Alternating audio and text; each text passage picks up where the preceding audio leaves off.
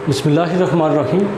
Student अस्सलाम वालेकुम, कैसे हैं आप सब लोग। आज ग्रेड 9 है, ग्रेड 9 सब्जेक्ट केमिस्ट्री है और उसका चैप्टर नंबर 1 हम डिस्कस कर रहे थे। आज का जो टॉपिक है हमारे पास वो है मिक्सचर एंड इट्स क्लासिफिकेशन। और लास्ट टाइम टॉपिक हमने पढ़ा था वो था कंपाउंड के बारे में। कंपाउंड को हम थोड़ा सा इसको रिपीट कर देते हैं। हमने क्या पढ़ा था, देखें कंपाउंड की डेफिनेशन, उसके बाद इसकी क्लासिफिकेशन पढ़ी थी, उसकी प्रॉपर्टीज़ पढ़ी थी। जो आज का जो हमारे पास है, लास्ट टाइम जो कंपाउंड और आज का जो हमारे पास टॉपिक है, इन दोनों के दरमियान डिफरेंशिएट भी आ सकता है। उसकी प्रॉपर्टीज़ को भी देखें आप और इसकी आप प्रॉपर्टीज़ को भी देखें, दोनों को आप कंपेयर करें तो दोनों में क्या होगा, बहुत सा डिफरेंस मौजूद होगा। अब हम कंपाउंड की अगर बात करें, कंपाउंड में हमने ये पढ़ा था कि जब दो या दो से ज़्यादा एलिमेंट्स आपस में क्या होते हैं, कंबाइन होते हैं, और क्या वो कम्बिनेशन होने के बाद वो क्या बनता है, कंपाउंड बनता है। बट जब वो कंपाउंड बनता है, उस कंपाउंड बनने के बाद क्या होती है, उनकी ख़ास किस्म की फिक्स रेशो होती है।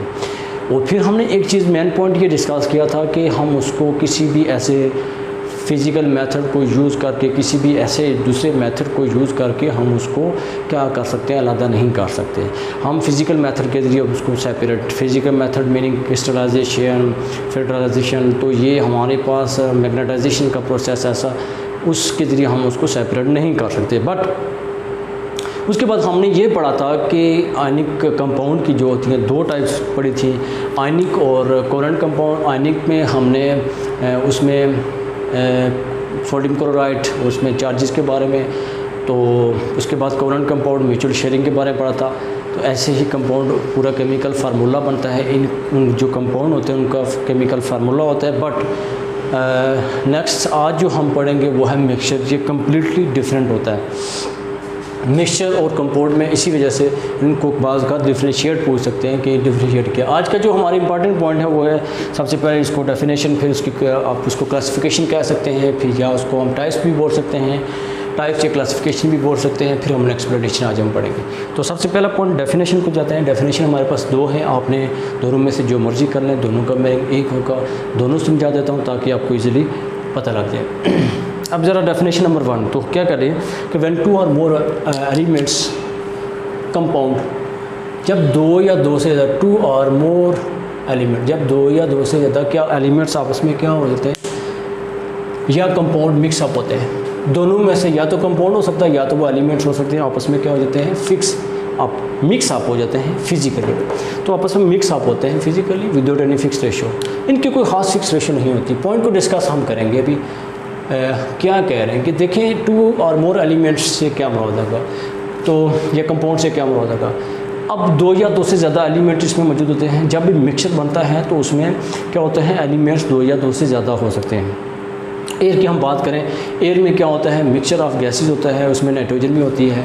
तो हम यूँ कह सकते हैं कि एयर जो होती है, इसकी एग्जांपल हम यूँ अगर डिस्कस करें, एयर में क्या होती है, नाइट्रोजन होती है, एयर में ऑक्सीजन होती है। देखिए एलिमेंट है ना, टू और मोर देन टू है, उसके बाद कार्बन डाइऑक्साइड गैस मौजूद होती है, उसके बाद नोबल गैसेस मौजूद होती हैं। तो ये क्या है, डिफरेंट गैसेज हैं, टू और मोर एलिमेंट्स है। ये कि एक अलग एलिमेंट है, ये एलिमेंट है, ये तो टू और मोर एलिमेंट। फिर कंपाउंड CO2 कंपाउंड है और कोवेलेंट कंपाउंड है। कंपाउंड कौन सा, कोवेलेंट नहीं होगा, कोवेलेंट कंपाउंड होगा।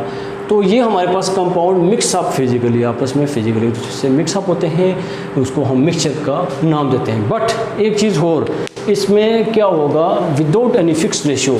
What do you mean by this without any fix ratio, क्या मीनिंग हम लेंगे विदाउट एनी फिक्स रेशियो। अगर हम लास्ट टॉपिक को हम डिस्कस थोड़ा सा करें, समझ में आ जाएगा। फिक्स रेशियो मराद और विदाउट फिक्स रेशियो क्या होता है।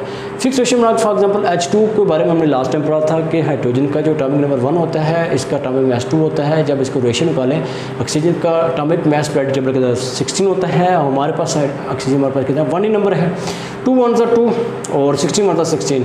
तो रेशियो हमारे पास C आ जाएगी 1:8 हमारे पास आ जाएगी। तो हम इसको यूँ कह सकते हैं कि ये हमारे पास हाइड्रोजन के है, ये हमारे पास ऑक्सीजन की है, ये हमारे पास आ गई हाइड्रोजन के रेशियो 1, ये हमारे पास आ गई ऑक्सीजन की। इसको हम कहते हैं fix ratio of any substance. तो एनी फार्मूला, इसको हम कंपाउंड का नाम देते हैं। बट इन मिक्सचर के अंदर क्या होता है, कोई फिक्स रेशियो नहीं होती, याद रखिएगा। डेफिनेशन नंबर 2 की तरफ चलते हैं। डेफिनेशन नंबर 2 क्या बोलती है? द सब्सटेंस दैट कंटेन्स 2 और मोर प्योर सब्सटेंस। ऐसे सब्सटेंस जिसमें 2 या 2 से ज़्यादा प्योर सब्सटेंस मौजूद हों, हम उसको that retain their chemical individual character, but उनकी जो केमिकल कैरेक्टरिस्टिक हैं वो ही रहें। बट कैसे, हम कैसे समझेंगे इसको? हमने ये बोला है कि जब कंटेंट 2 और मोर, हम यूँ कह सकते हैं एनी इम्प्योर कह सकते हैं, लिखा नहीं हुआ, any impure substance, any impure, तो इसको आप लिख लें इम्प्योर सब्सटेंस। तो इम्प्योर क्या है? ऐसा सब्सटेंस इम्प्योर होगा जिसमें 2 या 2 से ज़्यादा क्या हों, प्योर सब्सटेंस मौजूद हों। इम्प्योर है बट उसमें भी प्योर मौजूद हो। कैसे? Example air, best example. तो एयर की फिर दोबारा से बात करें, एयर में क्या होता है, उसी एग्जांपल को हम डिस्कस करें। एयर इज़ अ मिक्सचर, कह दिए जी मिक्सचर है, बट वो कह रहा है कि इम्प्योर मिक्सचर है। कैसे इम्प्योर होगा? इम्प्योर ये होगा कि उसमें डिफरेंट गैसेज हैं, नाइट्रोजन है, ऑक्सीजन है, अब कार्बन डाइऑक्साइड गैस है। अब वो लास्ट डेफिनेशन में पॉइंट क्या कह रहा है? केमिकल कैरेक्टर उनका एक जैसा रहता है, वो चेंज नहीं होगा। अगर उसमें सब्सटेंस मिक्स हो गए, उसमें जो केमिकल कैरेक्टर नाइट्रोजन का वही रहेगा, ऑक्सीजन का वही रहेगा, वो चेंज नहीं होगा, बेशक आपस में मिक्सचर बन चुका है। याद रखिएगा इसको, आप एयर के एग्जांपल, बेस्ट एग्जांपल आप इसको समझ सकते हैं। नेक्स्ट हमारे पास है, इसके एग्जांपल और भी दे सकते हैं, ओवरऑल एग्जांपल दे दें। एयर है, सॉयल है, मिल्क है, एक्सेट्रा, ऑयल इन वाटर, आप एग्जांपल दे सकते हैं, बेस्ट एग्जांपल है। इसके बाद हम टाइप्स की तरफ जाएंगे। टाइप्स ऑफ मिक्सचर क्या होती हैं? There are 2 types of mixture या क्लासिफिकेशन ऑफ मिक्सचर 2 होती हैं। इसको क्लासीफाइड 2 नंबर कर सकते हैं, होमोजेनियस और हेटेरोजेनियस मिक्सचर। देखिए वर्ड होमो का मीनिंग होता है, जब भी होमो का वर्ड केमिस्ट्री बायो में कहीं आए, उसका मीनिंग होता है सेम, समथिंग सेम। जेनिस में तो स्ट्रक्चर, उनका कुछ ऐसी चीज़ है जो सेम स्ट्रक्चर में आ रही है, कुछ चीज़ सेम हो रही है। But definition mixture point of view से क्या होगी? Homogeneous mixture that consist of that have uniform composition, जिनकी कंपोजिशन क्या हो? यूनिफॉर्म कंपोजिशन हो। ठीक हो गया, यूनिफॉर्म, बिल्कुल एक उसकी कंपोजिशन फिक्स हो, यूनिफॉर्म कंपोजिशन हो। हम इसको एग्जांपली कैसे हम इसको सॉल्व करेंगे, कैसे पता लगेगा कि यूनिफॉर्म कंपोजिशन है या नहीं है? एयर को लेते हैं, देखें एयर में क्या होता है, हमने लास्ट अभी बोला है, एयर में हमने बोला कि नाइट्रोजन होती है, एन सिंबल लगा देते हैं, ऑक्सीजन होती है, ओ सिंबल लगा देते हैं, कार्बन डाइऑक्साइड पूरा फार्मूला लिख देते हैं, अदर नोबल गैसेस को नाम तो नहीं दिया, हीलियम एक्सेट्रा, नियॉन, तो बेशुमार नोबल गैसेज हैं। तो यहाँ पे नोबल गैसेज चंदे की है, हीलियम खासकर है। अब हम यूनिफॉर्म कंपोजिशन में बात करेंगे। एयर मिक्सचर है बट कंपोजिशन इनकी यूनिफॉर्म होती है। नाइट्रोजन इसमें 79% फिक्स होती है, यूनिफॉर्म होती है। 21% होती है ऑक्सीजन, बिल्कुल कंफर्म होती है, 21% होगी। कार्बन डाइऑक्साइड और नोबल गैसेज 1%, तो 21 + 79 हो गया 99 सॉरी। और ये हमारे पास प्लस हमारे पास क्या होगा 1, तो 99 + 1 क्या होगा 100, तो 100 क्या होगी? एयर 100% तब होगी जब नाइट्रोजन 79% होगा, तो 21% ऑक्सीजन होगी।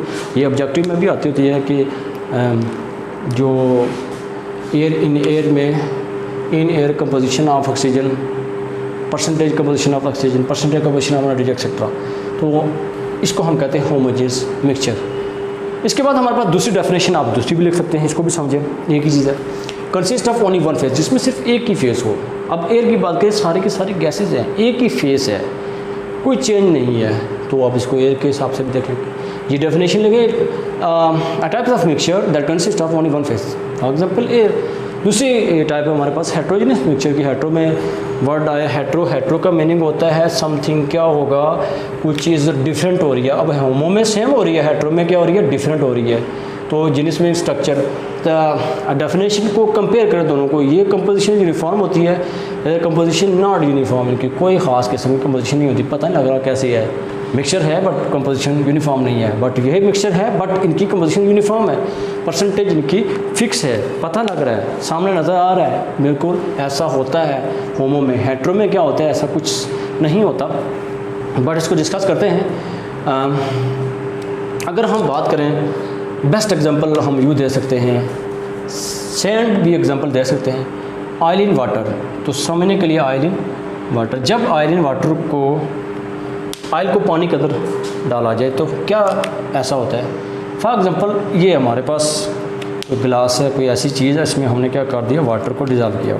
इसमें है ये है वाटर, ये नीचे वाटर है, H2O फार्मूला लिख देते हैं। अब इसमें जब ऑयल को डिज़ोल्व किया जाए, इसको क्या किया जाए, ऑयल को डिज़ोल्व किया जाए, तो ऑयल क्या होता है, ऑयल बजाय इसमें मिक्सअप होने के क्या हो जाता है, ऊपर टॉप की तरफ आ जाता है। आपने घरों में भी देखा होगा, इसमें कोई इतनी लॉजिक नहीं है, इसमें कोई इतना मुश्किल काम नहीं है।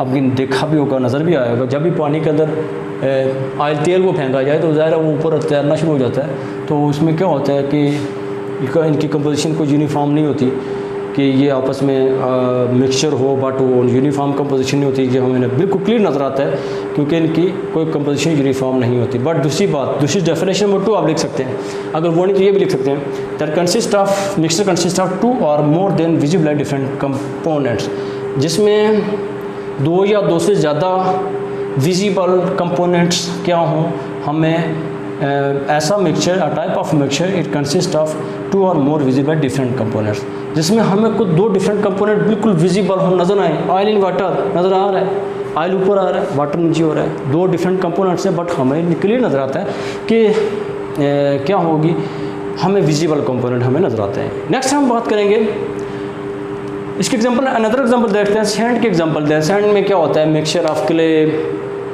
और वाटर वेपर होता है और एक्सेट्रा। किसी बुक में आपको इसकी कंपोजिशन भी दी होगी, किसी बुक में नहीं दी होती, बट आप सैंड एग्जांपल दे सकते हैं वाटर, तो इसकी कोई ख़ास फिक्स रेशो नहीं होती। तो आप इसकी सैंड में कोई क्ले का नहीं पता लगता कितना % है, वाटर वेपर का नहीं पता लगता कितना % है।